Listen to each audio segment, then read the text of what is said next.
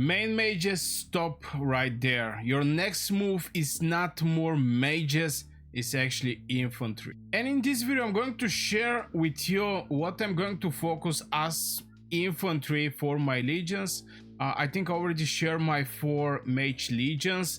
I'm still working over my video about full mage guide. Is going to be ultimate. I think every 1 or 2 years should be created a video like this, because some of the things actually get outdated, some new features come in the game, and etc. But in this video I'm going to share with you what I'm going to do with infantry on the battlefield. Obviously there's going to need some testing. I'm going to also make videos about the testing for the builds I'm going to present you in this video.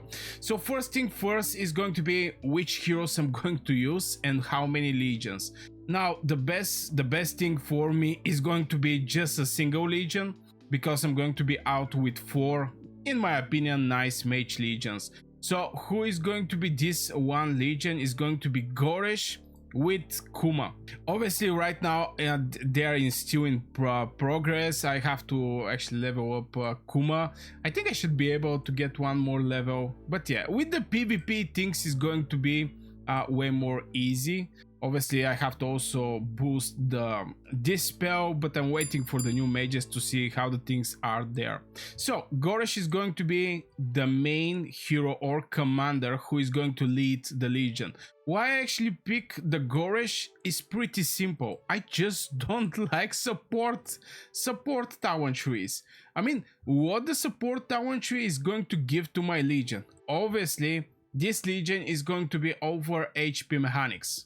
This is going to be the main purpose of this legion. It's not like Lee Kuan with Kuma that strongly depend over the HP, but it's actually Goresh with Kuma, which also very much depend on the HP. So I can go, you know, with the HP here and going further, but support talent tree, some people suggest go with the infantry with Kuma commander. But why I'm going to put a Kuma commander as a commander when I can actually go with infantry with my Goresh? It didn't actually make some sense. The real competition between who is going to be the commander is actually the talent tree that none of them are having. Goresh is not having the support talent tree and Kuma is not having the tank talent tree. So I put Kuma aside and is going to be the hero that is going to be a deputy. So what I'm going to pick for the Goresh, I'm going to show you right now. Still, these builds need some testing, I have to mention that, so subscribe to this channel if you want to see how the testing go, what kind of adaptation I'm going to do over my legions. Sometimes it's a small couple seconds that can decide the fate of your legion, and you cannot actually do much or get very bad trades or didn't block anybody and get sent at home and stuff like this. But still, this is so far the talent tree that I come in my head. Now there is a couple places that I want to speak. Obviously people can just copy this talent tree, but still, again, I want to show some good results to you before I actually say, yo, this is the talent tree that everybody should use in Call of Dragons. So first thing, maybe the important places is march speed over the defense. I go with march speed even though that infantry have pretty decent defense, just because to be able to catch running legions, and infantry are on 2nd place after cavalry by march speed. So they're fast, I'm going to make them even more fast, because not gonna lie, I get catched couple times, not couple times, actually many times, especially in the choke points. It's not a good, how to say, good feeling when you see how the enemy blink with like 6-7 legions and you get stuck there, and you know you cannot kill these legions. In the same time you see there like maybe 10-15 legions and you know you're the next one. So this feeling is very bad. And the thing that I saw or I noticed on the battlefield was those infantry was very fast, not only because they do a charge and then do the blink, because it's pretty easy. You charge the front lines, your infantry get extra march speed and immediately blink behind. So this is, yeah, the strategy, but still I think the march speed, especially when the enemy is retrieving, is going to help you by a lot. That's why I also put march speed here.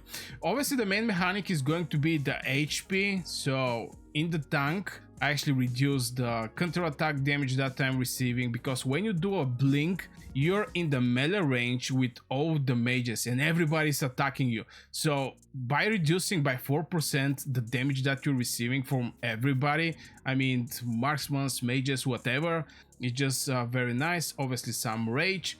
This one is very interesting. When your legion is hit with a normal attack, they have 10% chance to get stowed, reducing hero skill damage by 8%. This is brutal. 8%. This spell here is going to be non-stop activated. The moment you blink between 60-70 legions, everybody, the majority of the legions is going to start attacking you, obviously to take you out so they don't get stuck at somewhere. So with 10% chance, and keeping in mind that many legions is going to attack you, and you're going to have this hero skill damage reduction for 5 seconds. If every legion is hitting 1 time per second, this is going to have, you're going to have this thing permanent the moment you do the blink. Obviously I'm speaking from point of blink infantry, because this is going to be the gameplay I'm going to try to do next season. From there, more HP, obviously 2% more HP, 10% chance when your legion is hit with a normal attack. This is absolutely the same like this one. This two is going to be is going to be like permanent. It's going to vigor, increasing their HP by 5% for 3 seconds. It didn't actually matter, it's for 3 seconds. It's going to be permanent. So yeah, we get like 5% HP here, we get like 8% reduction. This one I decide just because, you know, the moment you're doing the blink play, you're not going to be able to escape. You know, you do the blink and you're staying there till the enemy kill your legion. So obviously I'm for sure going to drop under 50%, and your legion get 10% more rage when their unit count is under, I mean 10 more rage, under 50%. So this is going to trigger more and more and more the skills my legion are having. And from point of Goresh, he's having this damage taken reduction for 6 seconds. So if I'm able to get more rage to trigger this spell more and more and more, I'm going to have pretty serious percentage from the time with this damage taken reduction, even under 50%. That's why I think this one is going to be extremely valuable in this whole picture. And finally, your legion receive healing factor 80 when casting rage skill. This is not something crazy or game changing, but still I think is going to fit perfectly for Goresh Kuma legion. On other side, I already spoke about increasing the march speed of your legion. I want to be fast, I want to catch the enemy troops and kill them right away. Here we're not having that much HP, by the way. Here is defense again, 2.5 is here, by the way. I picked this one because compared to the other, it's not something crazy. I mean, 0.8% more normal attack damage, where with infantry we are counting on our spells. So this one fit perfectly well with the extra healing we're going to receive from Kuma, and on top of that, from the extra healing we're going to receive from a vitality. And finally, this is the next, how to say, elite talent that I'm going to pick. When your legion casts a rage skill, they get shelter, increasing defense by 4% for 3 seconds. This effect cannot be triggered once every 10 seconds. So still 3% defense is a pretty nice percentage that you're going to receive. It's something like this two all together, and you get it with one talent. It's for 3 seconds, which is covering like 20% from the time. Strongly depend how fast your heroes is going to trigger their rage skill, because in the speed, for example, you get this 50 extra rage, you get 10 more rage from here. If you make it 8 seconds, that means you're going to trigger it, but after 8 seconds you're going to receive rage skill, but this talent is not going to get triggered because it's every 10 seconds. So every 16 seconds you're going to be able to actually trigger this effect, but I think it's still very nice compared to what I can actually get in the return. I think is is a good one. Obviously here we have a rally tower tree, which is not that supportive. Let's start from there, but this is so far the Goresh tower tree that I'm going to use. Obviously from point of pets, let's jump directly over the pets.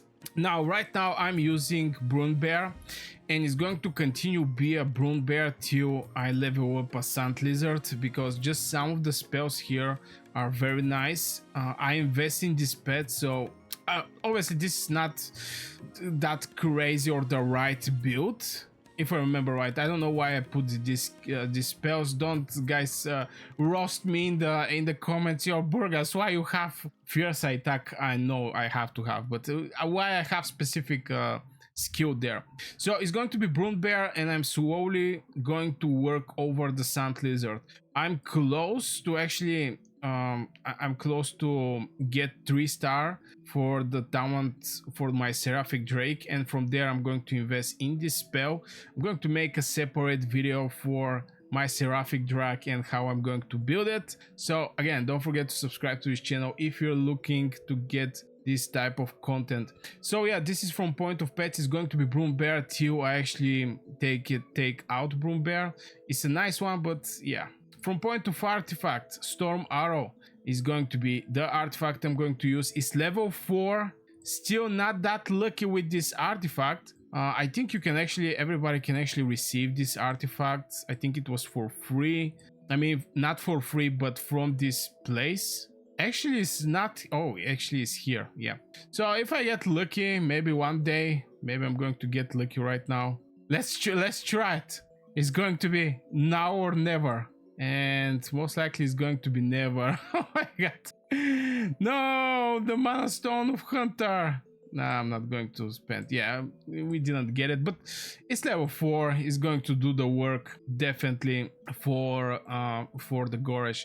So we have the artifact, we have the pet. Now, what else I can actually do is, if we have enough Blink players, I'm going to replace the Storm Arrow with Spirit Bone Torque. Because you're going to need, you know, infantry in the front lines, and you're going to need some infantry to do the blink. So the frontliner infantry definitely is needing different artifact. I mean, you cannot go in the front lines with the blink, because the blink is aggressive artifact. It's a cavalry one, so it's even boosting the cavalry units attack, not the infantry. We still have, you know, Legion attack plus 22%. Damage taken reduction here. Damage do. I definitely need level 5 this one. Or maybe I can actually get this one right now. Yeah, I'm going to ascend this one just because. And we get the final one, by the way. So damage do is going to be 4%. We're ready to go. It's a cavalry artifact, but still. We are looking just to block the enemy troops and get as much results, because here is the thing. Yeah, I'm going to sacrifice infantry, but at the end of the day, if I kill more with my mages by blocking them with my infantry, and this is something that I'm going to do, and at the same time the people in MFD, yo, I was one of the town hall of my alliance, and those people definitely have an idea what to do. I cannot say it for all alliances I was in, but they definitely have an idea what is going on the battlefield. So I'm very confident in that if I send infantry, other people is also going to send infantry. I'm going to share with you one tip, or what I'm going to do also. And when I push for the mage city skin, I think in every video I said, it's like, yo burgers, are you going to talk about your mage city skin again? Seriously, brother? But yeah, I'm going to actually leave 300k swordsmen, just because they're way more easy to be healed. And if you have some good troops in general, it's going to be I mean, not good troops, because you're going to be with tier 4, but if your heroes are good and your artifacts are good, it's going to be a lot of resource healing. I'm not gonna lie. I mean, we cannot make tier 4 tier 5, let's be honest. I mean, it is what it is. This is Call of Dragons. Tier 5 beat tier 4. But yeah, just wanted to share with you guys what I'm going to do with my infantry, how I'm going to proceed. Let me know in the comments if you want to give some extra an idea over the builds, or you know, you want to say something over this whole picture. Don't forget to like the video if you enjoyed. Also subscribe if you're new on my channel, Burger Scout of Dragons. I wish you a great day, guys, and see you in the next video. Maybe it's going to be the next report, I don't know. We're still very far away from starting the next season. I don't know where this video is going to come online. Normally I make like 2-3 videos in a row when I have this you know, this motivation to do it. We're still far away. On the 6th of September, Brink of War is going to start, so we're actually very close to that, and season begins. I don't know when the season is going to begin. So yeah, again, wish you a great day, stay healthy, and see you in the next video.